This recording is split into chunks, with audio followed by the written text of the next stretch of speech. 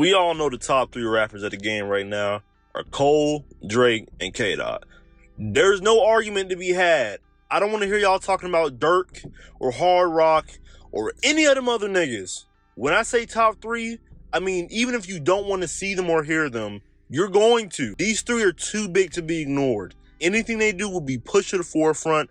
That is the power that these 3 possess in the current state of rap. Over the years, as time marches on, they've dropped various records, features, all sorts of things for us to consume. But I want to focus on the works when they hit GOAT status across the board. When the general population started transferring them from new rappers to arguably household names in music as a whole. And I feel all that started from 2015 and on. The current records of these artists being, if you're reading this is too late, 2014 Forest Hill Drive, and A Pimp a Butterfly. I believe it's safe to say that these guys were finna hit a stride. None of them could make any bad music in the eyes of their fan bases, and now with projects that every music blog on the planet were deeming incredible and hitting them with record-breaking achievements. After these tapes, every single thing they dropped was gonna be watched and judged because they hit that status that propelled them to such high heights that everybody who's anybody had to have an opinion on what they were doing. Fast forward 8 years later, it's 2023. 2 of these artists have matured and developed their own entourages. They still dropping music which has become timeless and only better with age. Music about reflection, growth, and the relationships between themselves and those they care about. And then we have Drake. What happened to you, man? I have never seen an artist go on a 9-project run and only go 3 for the 9. This is sick, my nigga. I wanted to make this video because at the time of me writing this, Fat D is Drake's newest album. And this motherfucker's crashing out over every negative comment about the album. I'm sure y'all have seen the headlines already. It's just embarrassing to see this happen to one of the top 3.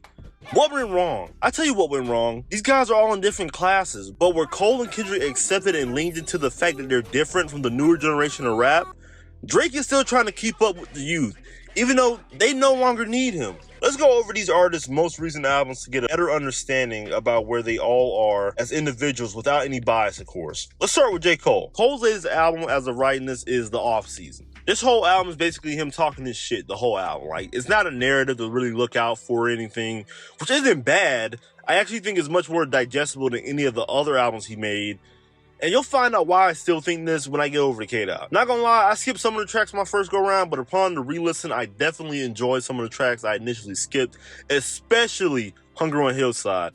I'm ashamed of myself for not listening to it the first go round, but that beat and some of those bars were really hitting me. I gotta keep it real. But yeah, just some good rapping on this project all around. Best songs are Interlude, Hunger on Hillside, and 100 Mil. Next up is K-Dot, Mr. Morale and the Big Steppers. The follow-up to Damn that, in my opinion, left quite a lot to be desired. I want to make it clear that this project is not just an album. This is art in a sonic form. A very passionate project that allows Kendrick to tell us about his troubles with infidelity, how his upbringing may have messed him up mentally, and how he was trying to find forgiveness from those around him and within himself. That being said, it is certainly a great project on the first listen, but this album doesn't really have a lot of replay value to me. Almost every track is telling some sort of truth, which isn't as entertaining as the tracks off of Damn or The Pimp a Butterfly. And while he is having some fun on a few tracks, I don't think you can just casually throw on one of these songs. Again, this is a piece of art by every stretch of the word. I enjoyed the ride, but I don't think I can just come back to this album. Best songs are Savior, Mother I Sober,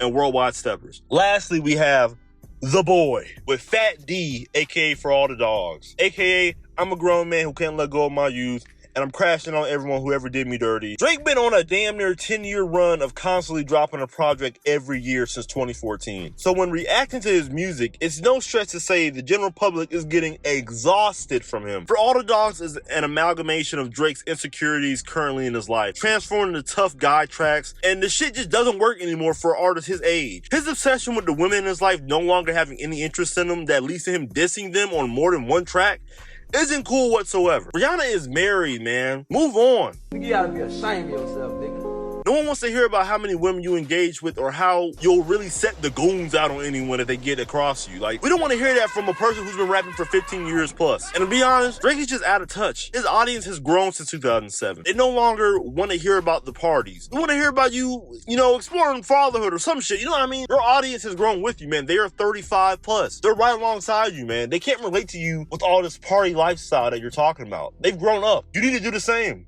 Something other than the subject matter that the past 5 projects have all been about. Much like Cole, there's not really a narrative here. This is the nigga on his album just chatting and whining. That being said, I did enjoy some tracks because of a few bars, but that's it. Thank God he's taking a break from music, because I think it's gonna be a huge favor to everyone when we get a break from the boy. That song's being Virginia Beach, 8 a.m. in Charlotte, and Drew Picasso. Now that we've gone over their latest records, let's rank them. 1 is gonna be Mr. Morale and the Big Steppers. Now look, I know I was kind of shitting on it, but what I really wanted y'all to listen out for was when I said it was art. Kendrick on almost every project has been telling stories on each track.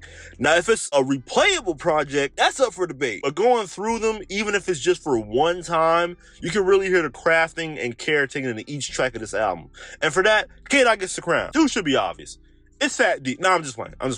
It's definitely the off-season. This project is one of the most fun records Cole has done. It's very digestible. That doesn't contain a narrative like the For Your Eyes Only or KOD. This is just an assortment of rap, and that's okay, because it doesn't let you down on any of the tracks. Lastly is For All the Dogs. I pretty much said all I had to say in my Drake segment, but geez, man, I think the reason the other 2 albums hit was because of them having time in between the last album they had and the one that just came out. Drake has oversaturated the market with his music, which ironically he doesn't see as a negative. But we get to miss Cole and K-Dot, and not only that, but when they drop music, it feels like they have something to tell us, because they've been experiencing life, you know what I mean? They haven't been telling us what happens every month of every year of their life. Did y'all know Kendrick had 2 kids? Because I sure as shit didn't until I saw the cover, Mr. Morale. But with Drake, and I know this is finna sound crazy, but bro, nothing crazy is happening to you throughout the time from one album to the next, besides you having your kid, bro. Everything else sounds the same in the life of the boy. Are these guys still the top dogs? Absolutely.